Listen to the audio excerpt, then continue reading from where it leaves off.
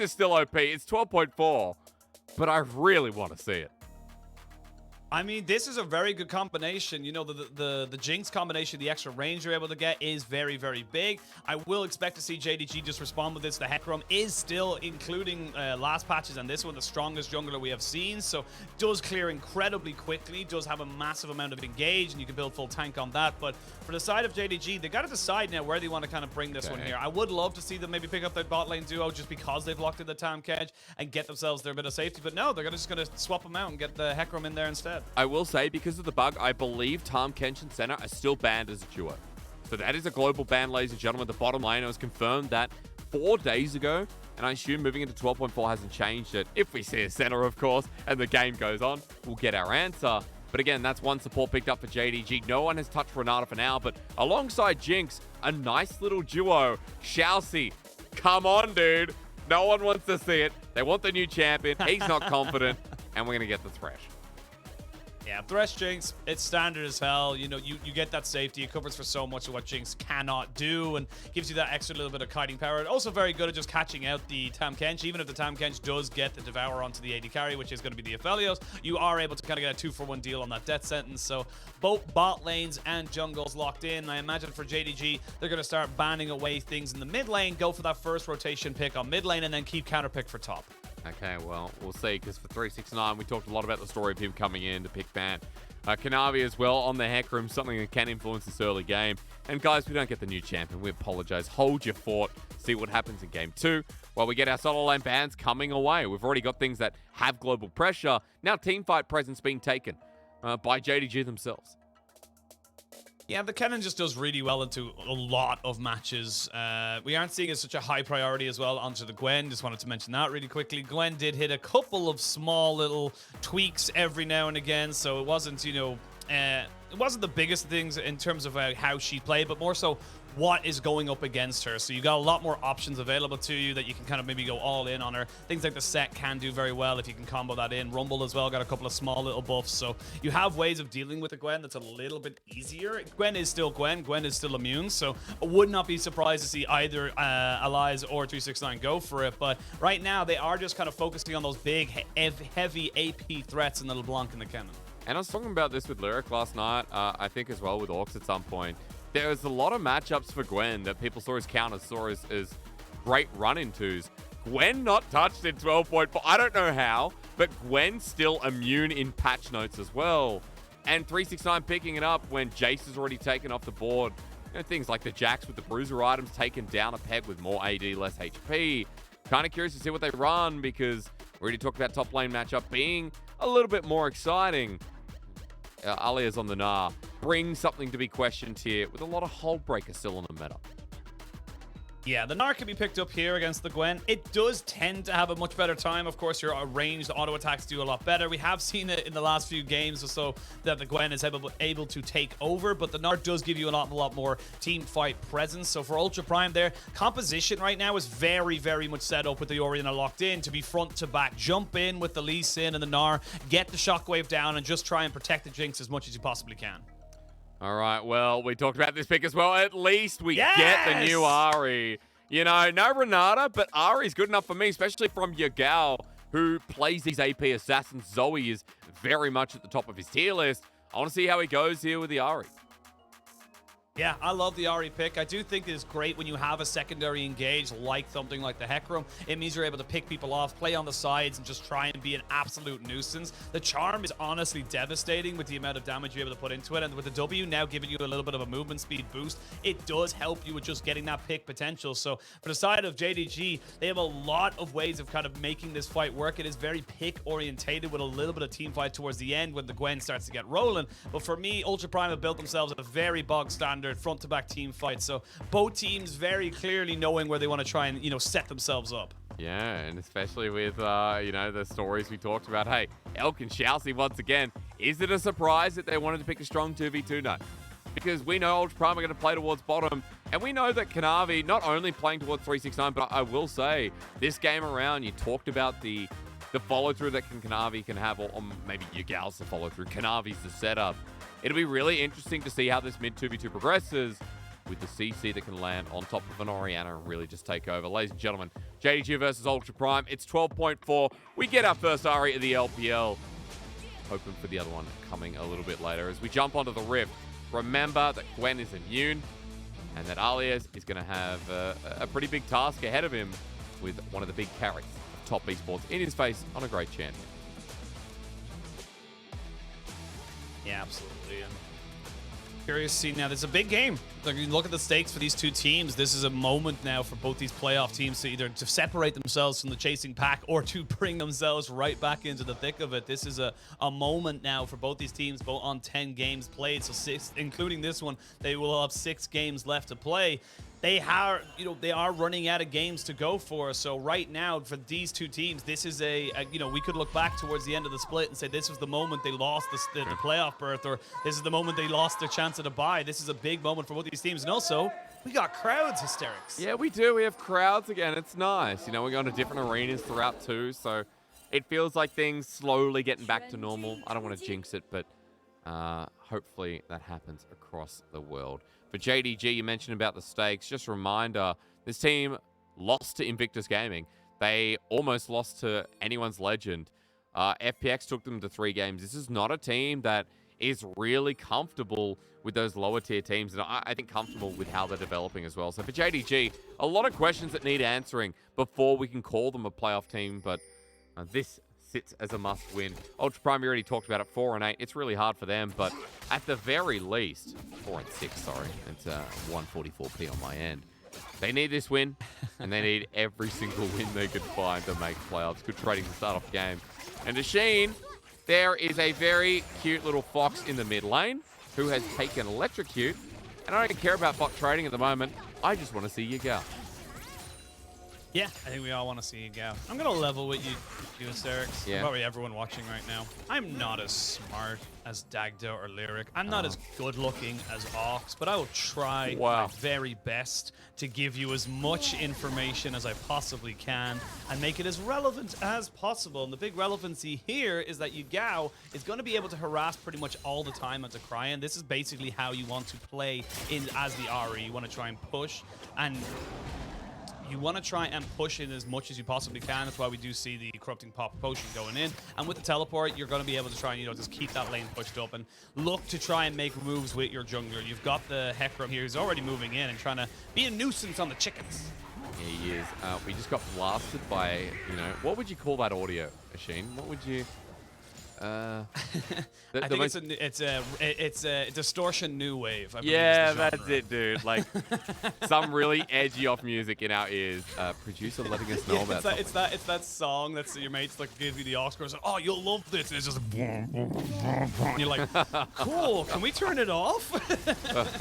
That's all it is. That was nice.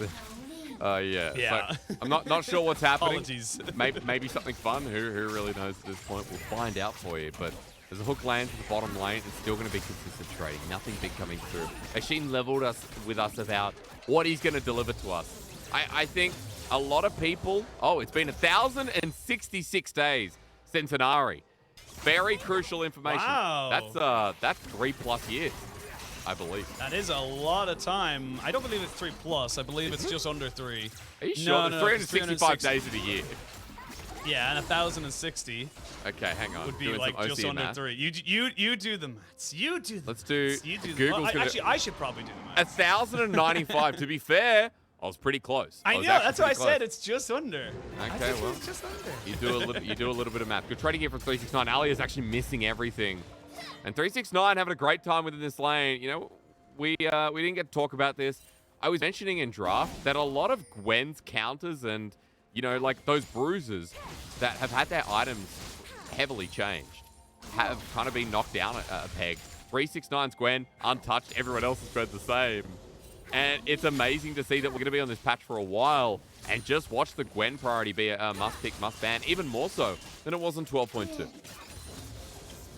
I think that's the big thing. I like that you mentioned that we were, might be on this for a little while. This could be our playoffs patch as well. This could be the patch that we end up playing basically the entirety of spring on. So LPL can be a little bit slower to be able to transition, so I would not be surprised if this is what we are quote-unquote stuck with for the next little bit, you know, basically the next month or two. So, sure, or maybe not a month or two, or, you know, I assume our playoffs will be done by the end of April. But yeah, about a month or so. And yeah, I'm just honestly, I'm just glad we're off 12.2, really, because it was just pretty boring. Yeah, I agree. I mean, to be fair though, we did get an Orianna, which is still very strong, come through from Cryin, and as Hacker finds Kanavi in his jungle, getting a closer look as Yagao moves over. Spirit Rush almost available, I believe, just hit level 5.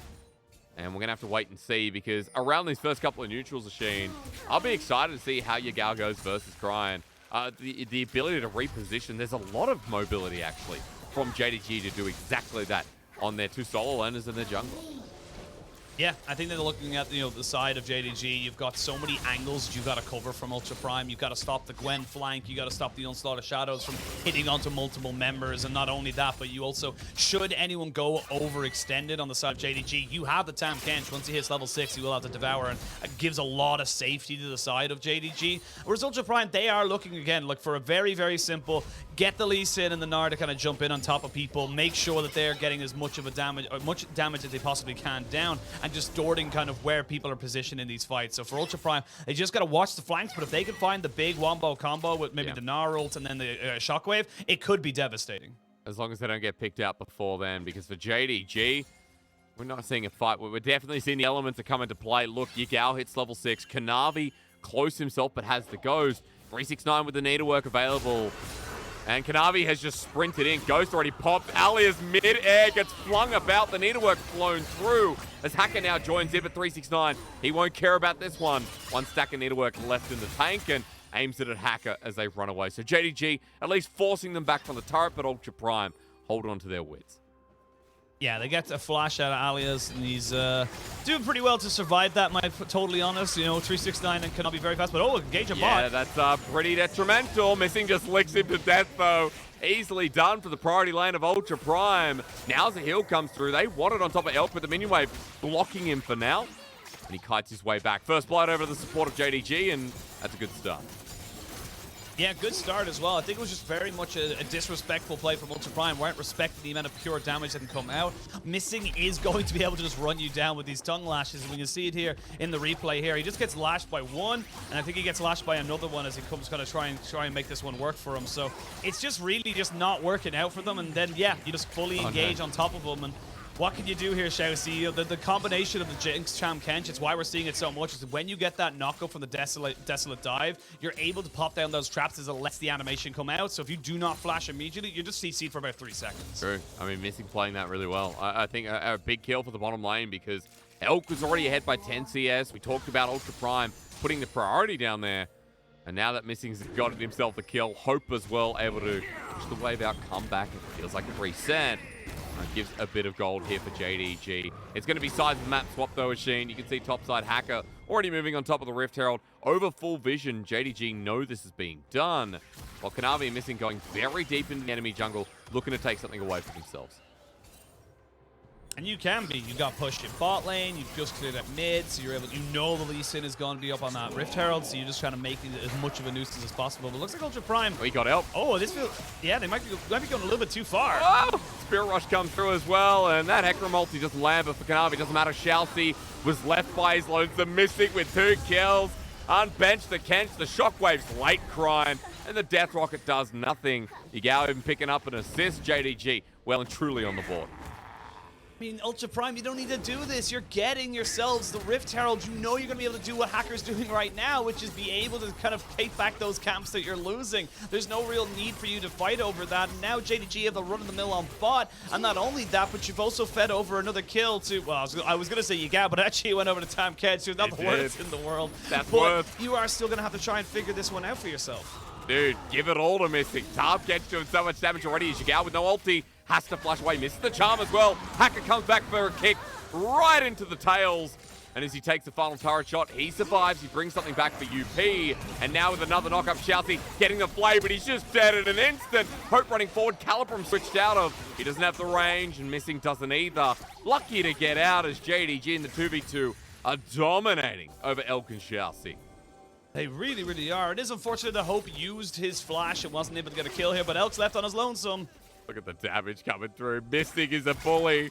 Tahm, Kench versus Jinx. Ignite down. Tongue Lash may miss. Hope's not even joining in yet. He's waiting for the wave to catch up. Missing playing zone control. It's Tongue Lash after Tongue Lash. Gravitum now coming through, avoiding the traps. Turret aggro's onto Hope, though. He gets Guardian devoured up. There's the Dark Passage. ShiauC and Elk being given something here, but as the shield expires over, Kanavi's joining in to knock back ShiauC. He wants it, but he's hooked in. Death Rocket as well. Flush from Cryin. JDG. This play is just ridiculous. As ShiauC's angling again for the death sentence. Missing with no mana, a flash available. He gets played. Shockwave in on top of Hope. Death sentence doesn't connect, but Ultra Prime somehow win out after what the hell that was. I mean, JDG used so much to try and make that one work, and before anyone had really come in, you saw Missing drop down the Ignite. He went in underneath the tower, but they weren't quite all coordinated. Kanavi tries to come in to save it, but for JDG, that's just way too greedy, and not only do you lose those kills, that massive wave gets pushed in. You still have the Rift Herald in the back pocket, so Cryan's going to be able to get himself a couple of plates here. Big moves here for Ultra Prime. They honestly look like they could have been dead and gone out of this game, but this, you know, basically series of errors brings them right back into it. I think fans of JDG realize this can happen from time to time. This is one of the most bloody teams in the early game, and this time around, Ashin, it goes a bit too far. And this is, you can see just how much they're trying to use here. The Dark Passage just so well just to keep Elk alive. And now all he has to do is just stay away from Kanavi. Great hook there from ShiauC to try and delay it. And Cryin realizes, like, look, they're on the back foot. They're running away. And Missing knows that he's not going to waste his flash. There's no real reason for him to do so until the very last second. But Hope is dead. And even Missing recognizing, look, I'm not going to get hit by this hook. They're going for the AD carry. But in the mid lane, here we go again on top for Cryin. No flash available. He's in the middle of 3. Dark Passage to get him out, but Kanavi over the wall. The onslaught flies. It's a big shutdown. Back over to the jungler. JDG Yagao with the Spirit Rush available. Did he not have mana? It was still there. Maybe the tooltip broken as Yagao dies and Missing has to burn his flash as well. Yeah, I think the way it works on the tooltip is that if he's able to get a kill, it's still technically active, so he can get the resets off of it. So didn't get a kill, didn't get a reset, as we can see them maybe looking for something on this bot side. And thankfully, the Blast Cone should keep ShiauC and Hacker nice and safe. But this is, again, you know, good moves from Ultra Prime, punishing the overextension, over-aggression here from JDG, who are really going hard onto this. As we see the little picture-in-picture. Is this going to be the my visual? Hope salty. Misses both ults. To be fair, that little sidestep nice, and we can talk up Elk on that one as well. Not sure about your Gal's ulti, of course, you know, with the changes there, it's a very, very good guess. Sounds pretty right. We'll have to keep that in the back of our mind, so if Spirit rushes up, maybe it's not really up in the middle of a fight until we get that little reset and the charge coming through from Essence Theft. And folks, we've got a pretty even game. JDG might be ahead by almost 1,000 gold, but Ultra Prime, as Sheen already told you, a lot of it about is the team fighting pressure. Gnar, Orianna, Jinx as well, what she does, outranges. Even Aliez right now against 369 wants to take it. About to go to Gnar, throws a house at him, gets angry, but for JDG, if Ultra Prime is spending their time on the top side, they don't care, because Hope just got his own turret. Yeah, you're going to leave this on the bot side. Hope now having the Gale Force makes this very dangerous for Elk and ShiauC to try and 2v2. But without a real response here, because of the extra time Aliez put into trying to kill off 369, yes, he got his ghost, but it's a lot of damage. And with that white gun going absolutely crazy, I think this is going to be 2 towers. I don't think there's anything he can do. Oh my god, that's so much gold. I'd be more scared of Tahm Kench. I honestly think Missing can still 1v1 Elk, and we'll be able to do that for a little while. So big, strong bottom lane. Elk getting the turret plating in the top side, but the last one expires before he's able to pick it up. First turret for Ultra Prime, though, will still be big, but JDG have just scored themselves about 1.5k worth of gold lead here in this early game. And not only the gold lead, but they now have full pressure in this bot side as well. The Dragon coming up here in about 10 seconds, or even less actually. And it's going to be very difficult for the side of Ultraprime to even try and contest it. You haven't rotated down, so you're going to have to give that one up. And this is good stacking here from JDG. They've already got some pretty decent items completed for them. The Riftmaker, you've got the Turbo Chem Tank as well for Kanavi. So they're in a very happy spot. Whereas on the side of Ultraprime, you're still waiting for that first item to be completed here for Gnar. You're still waiting on a first item realistically for, a second item for your Jinx. He's kind of bringing up that Cull. So yes, you have the Kraken Slayer, but there's a lot of different things you got to be very kind of wary of if you're Ultra Prime. There is a graphic there for Hope. Now, I know that character means small machine, but I don't know exactly what it means. Let's just say it's gold for now. Spirit Rush used. Second one as well. Aliez in trouble. Everfrost Charm. Send the Orb of Deception out, and the only deceived is Aliez, who drops down. JDG with another, getting pushed down in mid, but Hope's going to survive this time around. Ulti as well, just sent out. Aphelios with missed ultis are a mega lolly this split. Yeah, it's the Moonlight Vigils. It is on a pretty relatively short cooldown, but I think the best way I could put it is you miss all the shots you don't take, you know? You gotta at least try for it, because we have seen some absolutely absurd Moonlight Vigils be absolutely ridiculously game-changing as might be a bit of trouble. No, they're gonna be able to get a Gale forced out. But yeah, Ultra Prime, they actually use that pressure that they gained from the fact that JDG committed 2 men bot side and able to kind of get themselves that turret in there. Well, mid-tier 1, a lot of people would argue at this point of the game is going to be a lot better, and for gold, we're pretty even. 1K, JDG have 2 objectives under the belt, which is worth noting, but still Ultra Prime, with the composition they've provided, is worth looking at for the next couple of objectives and seeing how strong they are. You talked about second items. I think second items are a lot of these damage dealers. A lot of these engage tools are going to be massive, so keen to see it, because Dragon's up in 320, Baron up in 340, and I still want to see Yagao in these team fights. We got to see him in a bit of a pick-off, but it's Ahri, and Ahri, when she's given space and she's able to control where Ultra Prime walk, because you're scared of getting charmed, that's the real stuff. Yeah, that's the big kicker, I think, from JDG, is being able to put Yagao onto a flank or a side where they're not on vision, throw out that charm that doesn't hit a minion there, but whatever. We'll pretend we didn't see that Yagao. And yeah, they already... Yeah, it's not matter. Yeah, it's not canon, no one cares. But Elk, he's in a lot of trouble here. Knockup from missing, gets the tip for ShiauC as Knavi's already in the back line. Elk running away, but look how fast this horse is. Yagao following through as well, and Ashin. This is why I said JDG have so much mobility. They chase after their targets one by one. With Cryin and a brush, Yagao going to check this. One more Spirit Rush available, but he hits the charm, runs away. Shockwave flash from as well. JDG, this is in the bag. Give it over to 369 as the game looks absolutely distraught from Ultra Prime's angle.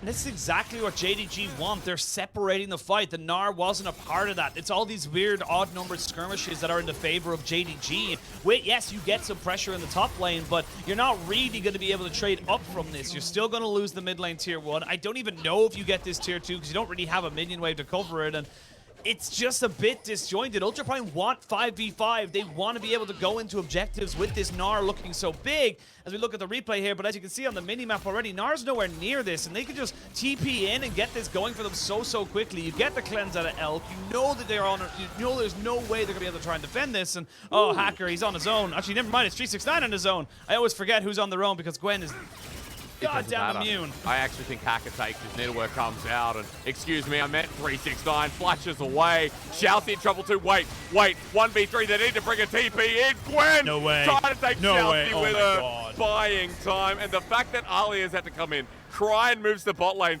They're going to turn it into a turret, but it is just so hilarious how this champion gets through pick and ban. I mean, with no grievous wounds, you're just going to be able to burn through them. I think they eventually got the ignite down from ShiauC, but that's what I say. I have to always catch myself when it comes to a Gwen because I don't know if it's going to be a good or a bad thing for the Gwen in any situation. It's just so, it's so silly. TP out of there, and Cryin's going to make his grand escape. So they do get the pick in the end. Nothing lost on the other side of the map, bar, as you could say, this minion wave. The turret's going to stay standing, and we're 30 seconds away from Dragon Machine. Kanavi gets vision for now with Scuttle going down. But I want to point out for JDG, Still relatively strong. I think 369 was able to get an Ashes. Yagao, I'm questioning the second item here because it is kind of that territory for both the core carries. And no, only Alternator versus a fully completed Seraph's Embrace for Cryin. So Orianna versus Ahri for now. The Orianna with a bit of an item advantage. And this is the moment where you're looking at Ultra Prime and saying, you want to fight around this dragon. You have got yourself 2 items under the Jinx. The Rapid Fire Cannon gives her that little bit of extra safety. But you just invested a lot to kill off 369, who, funny enough, is a top laner and can just TP back in. So right now, Ultra Prime are going to try and, again, look out for these flanks. We talked about it in the pregame when we looked at these drafts. This flank from Kanavi could be devastating as much as the name mentions it. I mean, even Yagao, right? He's on a control-warded area as Cryin and Elka pushing him out. The Dragon would make the soul point. They go all in, and JDG secure. Aliez about to go into the Mega Gnar, but JDG still heading forward, missing with a quick kite away as Hope wants to poke down with the Caliber and Gravitum. And Yagao still sits patiently, so Dragon taking, and JDG get out without harm. Yeah, we got the soul point as well. Ultra Prime just couldn't get the Mega Gnar in time there. You would love just about maybe 2 or 3 seconds beforehand. And JDG just really smartly saying, look, we know you're not going to be able to go for this fight until that Mega comes out. They get themselves the Dragon. And now there's going to be basically a big focus on that Baron pit until the next Dragon spawns. Because right now, JDG aren't really going to be looking for a 5v5 team fight. They have got some decent split push now that the Nashers 2 has been finished up here for 369, but right as the moment, Ultra Prime should be feeling a little bit stronger, but I don't know how long that lasts. Yeah, I feel like we'll keep tracks. We'll keep, what do you call it? We'll keep tabs. That's the one. I'm distracted. I'll tell you why. Yagao's up here, but it's gonna go Mega. Aliez about to turn into Mega Gnar, and I've been playing Legends of Runeterra again. And boy, oh boy, is that a fun mechanic. I don't know if that's new. I know you're our Legends of Runeterra expert. But man, Gnar in that game, what a banger. What an absolute banger mechanic that has become. Yeah, I like Legends of Runeterra. It's like, it's just, I don't know. It's one of the few, I like the lore aspect of it. It's more than the actual gameplay, if I'm being honest. I asked you, I'm like, oh, the Gnar mechanic, and you're like, I like train. I'll be straight up, I haven't actually played the new expansion. The new expansion came out like a week ago. I know, I haven't played the new expansion, so I haven't checked out Gnar, so I'm not exactly sure what he does. I mainly play Legends of Runeterra because the flavor text gives me like ideas for like Arcane Season 2, and I'm like, oh, who's that? What are they gonna do? They're directly involved in this. I'm telling you, the amount of like, not spoilers, but the amount of like ideas you could have gotten about Arcane from like Legends of Runeterra, it was all in plain sight, man. I'm telling you now. Really? Crazy. Okay. Because they've got the campaigns at the moment, and, you know, I'm playing as Jinx, and there's a lot of, like, quotes that I feel like I've seen from Arcane, and everyone heckin' loves Arcane. Like, I don't know if you... It's my favorite series. Oh, my God, where is Season 2? Been waiting for a hell of a long time. I'm watching Game of Thrones again because I'm looking for that mystical fact, you know? I want that fantasy back in my life, so... We'll keep waiting, and then we'll keep saying heckin', and we'll spam it in our Twitch chat until we get there. We gotta say heck because Lyric's not here, and that's Lyric's word. Oh, it is. It's like, you know, he's going, well, look, heck, you know. Man, it's good being a caster, being able to rattle this off, because while we wait for Baron and Dragon to be contested, this game's been interesting in its own ways. Kanavi making that so on a trap. Here's Hacker, but eaten up by Missing, who saves today for TP over the wall. Puts him in a bad position. Charm in the nick of time, but Ali's about to go into Mega. Gets the stun down, and Ultra Prime are dealing with it all, but 369 on top of Elk. Why does that almost work? Ulti comes through from JDG as well. Super Mega Death Rocket flies in. It's close. Holy hell, I hate Gwen. I mean, look, that gives a lot of pressure over Ultra Prime. It's going to be a skirmish that doesn't really lead into anything. Both junglers are still available. But right now, Ultra Prime, they'll be pretty all right with getting a 2-for-1 trade. I will say that despite them getting literally the jump on, getting the Devourer out, it was still very, very close. And you can see with the charm from Yagao, they're able to get them to disengage. But looks like they're not happy with just a little bit of a disengage. They want to go for the Baron. Well, Kanavi's going to be spotted out. Ultra Prime is zoning with Cryin's Orianna. Remember that ulti's still available for Kanavi, and he has Smite, gets hooked on in the Dark Passage. Elk's not taking it though. Shockwave brings him in. JDG, no, they're not together. Ultra Prime make a move. They pick them apart. Missing tier 369 as well. And that was just embarrassing to watch. That was just such a split call. Now JDG get themselves 2 kills. They get themselves the Baron. They're going to have full control of this map. They've got themselves a 4,000 gold lead. They're going to be able to reset, spend those items, almost certainly get up to 3. But let's have a look at the replay here because it starts off fantastically here for Ultra Prime because Kanavi and Missing think they're actually in a 1v2. They're not. They're in a 3v2 against them. So they have to use the Devour super early. TPs are coming in here from Ultra Prime. 369 is doing very good on the backside, but he's right on top of people, so his actual miss doesn't do as much as he probably hopes it does. Elk flashing very nicely over the wall, and they do trade back Aliez, but I imagine we are going to flash forward. Yeah, look, they're kind of just 2 set up. Yes, you got the flash out of the Ahri, but Elk is already down below half health. This hook actually baits in Ultra Prime. There's no need for them to go for this fight whatsoever. You just need to hold the shockwave and keep it away from the Baron, and I think that's actually going to be the end of the game, really, from there, because there's no real way you can contest this soul right now as Ultra Prime. You have to flip it. I mean, Hacker could have taken it, at least turn away from the Baron, make a decision. Elk just moved. Anyone else can look at that and put your 2 cents down, but Lantern not taken. And for Ultra Prime, either way, the call is split as Hook once again. This time around, Box is down, and Ultra Prime aren't making the same mistake. Aliez turns Mega, but Yagao! That flank on the Ahri! The Spirit Rush takes us into a beautiful little spirited away. Yagao jumps back in, the Orb of Deception to clean it up, and Yagao brings in the new Ahri with the perfect flavor. I mean, there's nothing you could have done there as Ultra Prime. I can't really give you much criticism when you had to flip it. Like I said, you had to contest it against a Baron, against an Ocean Soul. You just had to try and find some kind of respite. And sadly for them, without TPs, without full vision control, without knowing where those TP flanks were, they got caught out. And now JDG barreling up both mid and bot can be able to, at minimum, break open the base. At 26 minutes, they might even look to end the game. You know what? With that play from Yagao, not even mad that we didn't get Renata. That was gorgeous. Yagao, with one simple moment, the comp we talked about, being able to flank, finally gets it off in one serious way. Both inhibitors broken down, Machine. Top side is Kanavi's little baby, and Ultra Prime down 8,000 gold at 26 minutes. An Ocean Soul taken too, and everything's lining up for a perfect JDG game 1.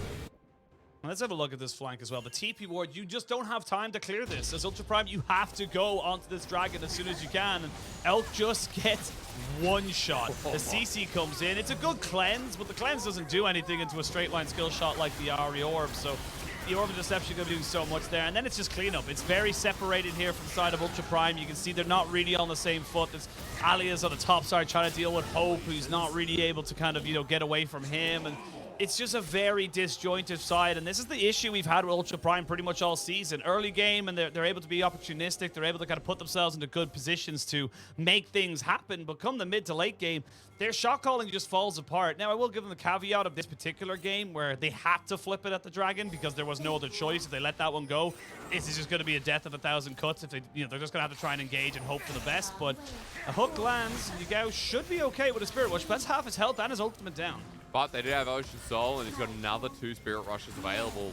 Remember that Essence Thief is going to pull it back up for him as well, as Ultra Prime clearing the waves with the help of Cryin. Yagao comes in with a quick little charm. It's a bit shallow. It doesn't hit, and Kanavi, meanwhile, hang on. Look at this. Look at this horse. While 369 tries to end mid, Kanavi is going to be the biggest pain in the backside. Here he comes once again, as Ultra Prime spot him out. 369 might be backing away from this one as well, but Ultra Prime are like, which way do we go? I mean, you've got 2 streams of super minions coming in, mid and bot. The Gwen is going to be able to do it 1v2. Like, Hacker and Aliez will not be able to deal with this. You have to send multiple members of the side of Ultra Prime. Now the Cryin's here. That means the top wave can get pushed in. It's just going to be so much pressure. They're just basically waiting to burst here, Hysterics.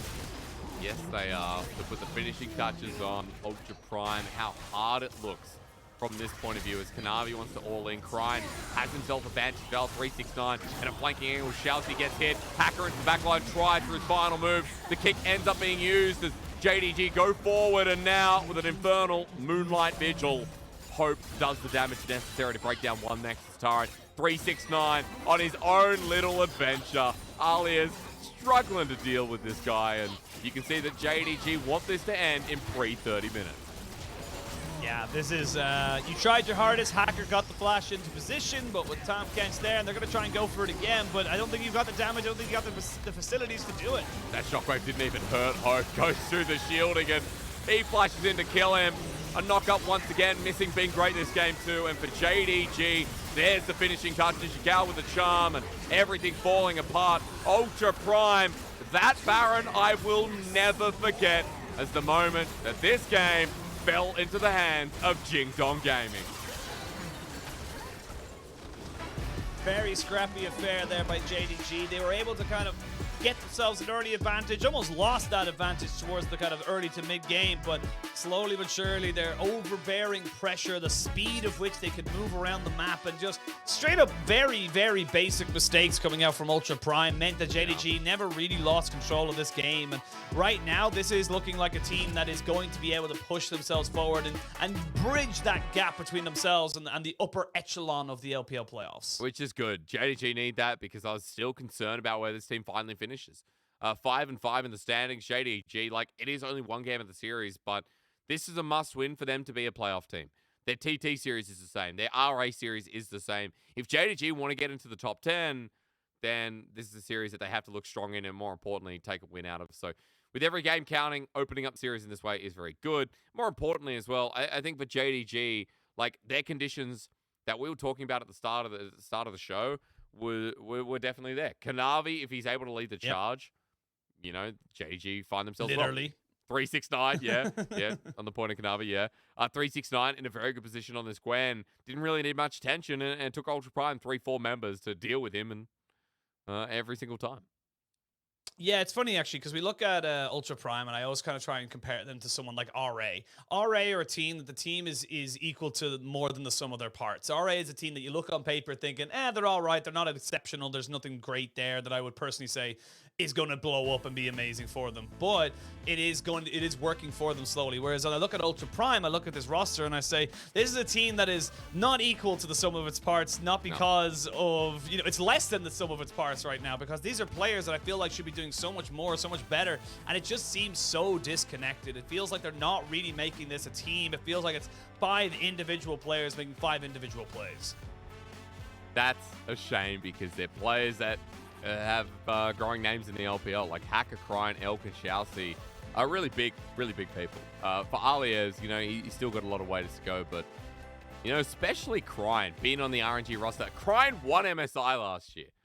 Yep. And, you know, now in a new roster. He damn wanted to do it. He did. Want to make sure everyone knows. Okay. Damwon lost to Cryin. Yeah. Sorry. Any chance I get to bash LCK, I'll take. Oh, that is true. That is true, though. They have to remember that. You know what? Like, people are upset about that. Ladies and gentlemen, we're going to go to a break when we return. Game 2 between JDG and Ultra Prime 12.4. Give us Renata.